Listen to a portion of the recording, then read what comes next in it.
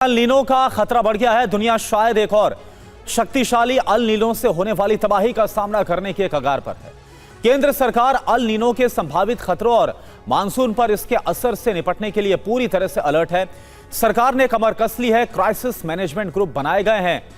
Contingency plan पर अमल शुरू कर दिया गया है। भारत में इस साल सामान्य से कम बारिश होने का अनुमान है। सूखे की आशंका के बीच सुपर अल नीनो भी एक्टिव हो सकता है। अल नीनो के असर को कम करने के लिए भारत सरकार ने तैयारियां शुरू कर दी हैं। केंद्र सरकार ने क्राइसिस मैनेजमेंट ग्रुप बनाया है, जिसमें आपदा प्रबंधन और राज्यों के अधिकारियों को शामिल किया गया है। मौसम पर नजर रखने और फसलों की निगरानी के लिए वेदर वॉच ग्रुप बनाए गए हैं, जो हालात के आधार पर हर हफ्ते एक रिपोर्ट तैयार करेगा। इसके साथ ही मौसम, बुआई, बीजों की सप्लाई, जलाशयों में पानी की उपलब्धता की निगरानी भी की जा रही है। केंद्रीय कृषि मंत्री शिवराज सिंह चौहान ने हाल ही में एक उच्च स्तरीय समीक्षा बैठक भी की थी, जिसमें राज्यों को जिला स्तरीय योजनाएं तुरंत लागू करने के निर्देश दिए गए थे। अल नीनो का सबसे पहला और घातक हमला खरीफ सीजन की सबसे मुख्य फसल धान पर देखने को मिलता है। धान के पौधों को शुरुआती दौर में खड़े पानी की जरूरत होती है और मानसून कमजोर होने से इसकी रोपाई और पैदावार दोनों बुरी तरह से प्रभावित होते हैं।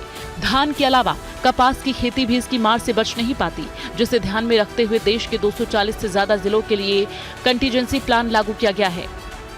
नेशनल बीज रिजर्व में अतिरिक्त रिजर्व रखने के निर्देश दिए गए हैं। साथ ही किसानों को समय समय पर मानसून से जुड़ी जानकारी भी दी जाएगी। इसके साथ ही एक्शन प्लान भी तैयार किया गया है। कम पानी वाले बीजों का वितरण किया जा रहा है, ताकि फसल की पैदावार में कमी न हो। फसलों की स्थिति पर बारीकी से नजर रखने के लिए विशेष फसल निगरानी समूहों का गठन किया गया है। अगर धान की बुआई में देरी होती है तो वैकल्पिक फसलें उगाने की सलाह दी जा रही है। मौसम में बदलाव के कारण फसलों में कीड़े लगने की आशंका को देखते हुए अग्रिम दवाएं और दिशा निर्देश तैयार किए गए हैं।